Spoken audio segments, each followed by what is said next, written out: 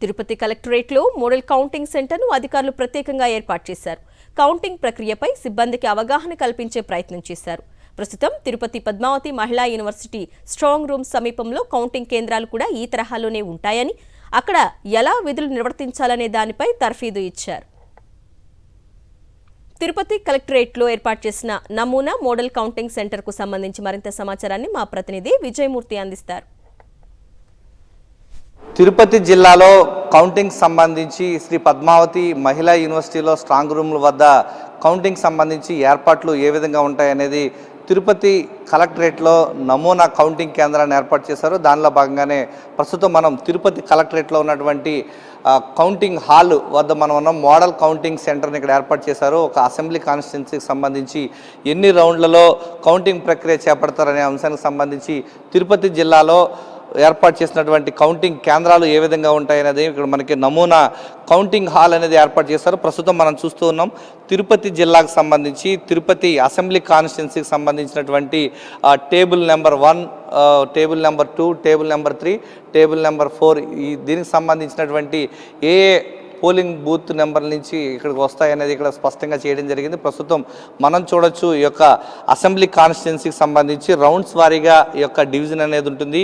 ఒక అసెంబ్లీకి సంబంధించి 14 మినిమం వచ్చేసరికి 14 టేబుల్స్ ఏర్పాటు చేస్తారు. మనం ఇక్కడ చూసినటువంటి టేబుల్ మనం చూడొచ్చు. ఈ యొక్క ఎలాంటి టేబుల్ వద్ద ఈ యొక్క నమూనా కౌంటింగ్ సెంటర్లో ఇలాంటి 14 టేబుల్స్ ఏర్పాటు చేస్తారు. ఆ యొక్క టేబుల్స్లో రౌండ్స్ వారీగా ఎన్ని రౌండ్స్లో ఈ యొక్క కౌంటింగ్ ప్రక్రియ ఉంటుందనేది దానికి సంబంధించి ఈ యొక్క మెయిన్ డిస్ప్లే బోర్డు అనేది ఇక్కడ ఏర్పాటు చేస్తారు. ప్రస్తుతం మనం చూడొచ్చు general election 2024 name of the assembly constituency.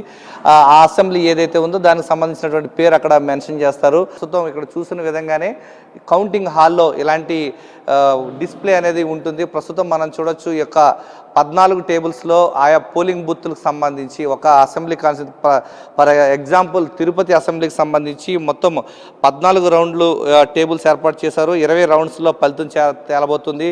దాంట్లో ప్రస్తుతం మనం చూస్తున్నటువంటి విధంగానే ఆ యొక్క తిరుపతి అసెంబ్లీకి సంబంధించి 274 పోలింగ్ కేంద్రాలు ఉన్నాయి.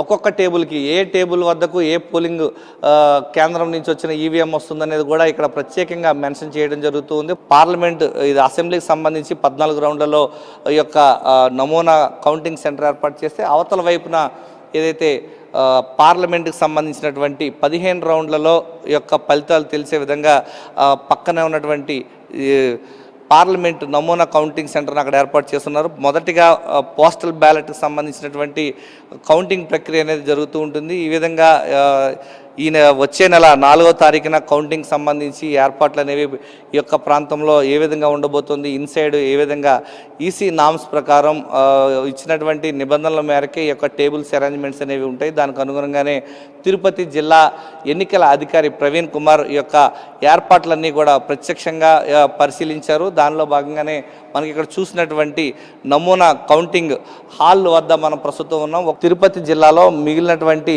అసెంబ్లీ కాన్స్టిట్యున్సీలు అన్నింటికి కూడా 14 టేబుల్స్ ఏర్పాటు చేస్తే ఒక్క చంద్రగిరి నియోజకవర్గానికి సంబంధించి మాత్రం 20 టేబుల్స్ అనేది ఏర్పాటు చేశారు.